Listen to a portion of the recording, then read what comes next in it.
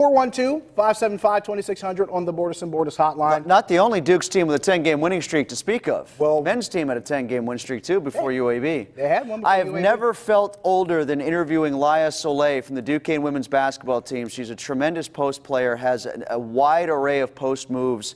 And so I mentioned the name Kevin McHale to her, and she looked at me like I had three heads. Oh, no. Who? Yeah. I said, how about a Gasol brother? You're Spanish. Oh, the Gasol brothers, all about them. Yeah. You'd been way better off with the Gasol brothers. Kevin McHale, I might as well have started bringing up like Led Zeppelin lyrics or something. It just went right over her head. In fairness, I was young at Kevin McHale's peak. Yeah, so I know. I can't say I'm that mad at It's on me. I know that. Let's hit the Bordas and Bordas hotline. Actually, before we do that, we'll start with a tweet. We have George, who says that A.J. McCarron is capable of beating Tennessee, but if Tennessee loses, that'll be 3 in a row for them, and he doesn't see that happening. He says, a shame the Steelers were 8-5. He thought for sure they were getting into the playoffs, and the defense deserves better.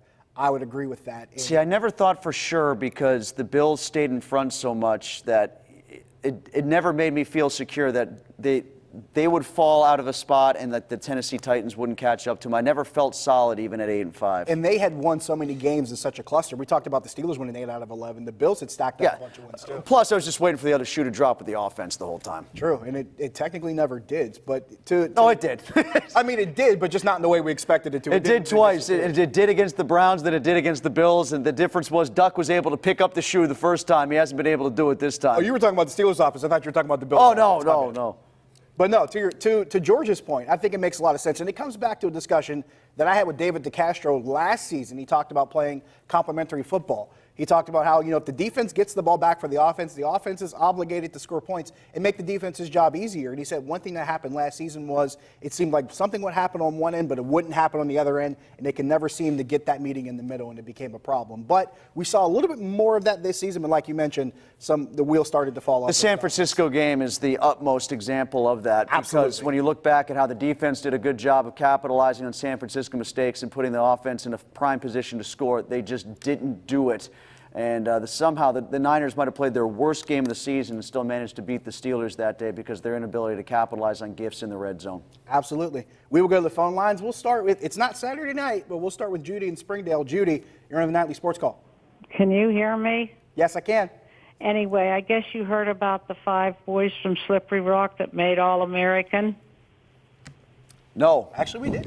Thanks for telling us. Yeah. No, I did not. That's excellent. I thought we were stretching so just to get to the pit All-Americans, to be honest with you. You know what? They made All-American. That's excellent. We're very happy for you. Congratulations to them. Or any of them offensive players that can get to Baltimore, Maryland by Sunday, because that would be awfully nice. They can definitely use some help. And thanks for the call, Judy. And let's start with this for a second, because you and I talked about this off air, and this was one of the topics I had that if we got around to it. What was the best thing that happened this year in 2019 in Pittsburgh? Apparently Slippery Rock football. I was Slippery Rock blissfully into the unaware. semifinals is a contender, in my opinion. Yeah, how about the dueling Duquesne 10-game win streaks, Josh? That's up there for me. Honestly, I think the best thing that happened in Pittsburgh sports this year, because of the way that they managed to stay alive for a season that would have been rudderless and lost otherwise, is the renovation and reclamation of the Pittsburgh Steelers defense. That run that they went on from about week 4 until they lost to Buffalo, and even in Buffalo and New York, the defense was pretty good. So I will say the renovation of the Steelers defense. How about that? And there's a couple smaller stories in there. The emergence of T.J. Watt, he just continues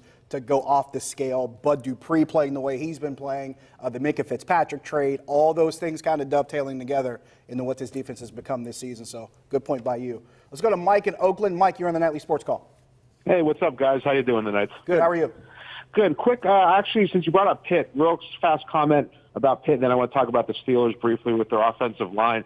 Mark my words. Remember this prediction. I don't think it's much of a stretch, even against the MAC team. I think Pitt's going to lose to Eastern Michigan. I don't think Narduzzi's the answer here. I think he's shown in year 5 he can't recruit. His offensive recruiting's been terrible, and he doesn't know how to manage the game. So I just want to get Tim's thoughts on that. And then about the offensive line, I think that's where it starts. I mean, the O-line this year has been dreadful. I mean, Villanueva's given up a lot of sacks. Obviously, Obviously, we know about Pouncey and his snaps. Same with the other guys. Foster hasn't played well. Filer hasn't played well. And, I mean, if you look at even when everyone was healthy in week 1 against New England, we didn't score at all. I mean, we really struggled with a healthy offense, a healthy offensive line, and a healthy bench. So I think they need to refocus their priorities this offseason on the offensive line and give our quarterback some protection. I want to hear your thoughts. Thank you, guys. The offensive line thing is concerning because I thought they had at least one more year of that offensive line being good to address some other issues, specifically at the skill positions, and then you might have some holes to patch on defense, what with Javon Hargrave and Bud Dupree on that really good defense I just talked about potentially being absent next year based on their contract status. And Mike Hilton. And Mike Hilton, too. That's another one. Now, as far as Pitt goes with Pat Narduzzi, I think to his point about he's not the answer, the only answer for Pitt football is finding a program-defining quarterback. And if the alleged coach that's going to get you to the next level can't do that, he's not going to get you to the next level. I think that's all fair. And I think that's the one thing, if you want to look back over the years, just as you see the players that have come through this program, you've had great running backs, you've had great defensive players, defensive backs, defensive linemen, and Aaron Donald, wide receivers, Larry Fitzgerald.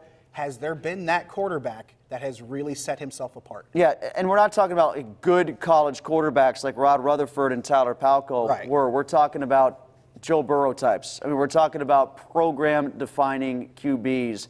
And they haven't had one of those in a long time, and especially in a conference where you're going to have to beat a superior team in Clemson to get to where you want to go, you're going to need to be better at the quarterback position, and they rarely are in that big game. And one thing about Clemson, what do they always have? Good quarterback and a good defensive line that can get after the quarterback. So it's going to make the job. Pitt's been the second part that's been there sometimes. That's true, but I'm just from the Pitt quarterback situation, you're going to have to be able to keep up with that other team's quarterback first off, and then deal with that defensive line. It's going to make the job difficult. So clearly they have to start out recruiting Slippery Rock, is what we've learned tonight. That's probably a good start. We will take a break, and we'll take some more phone calls when we come back. Stick around.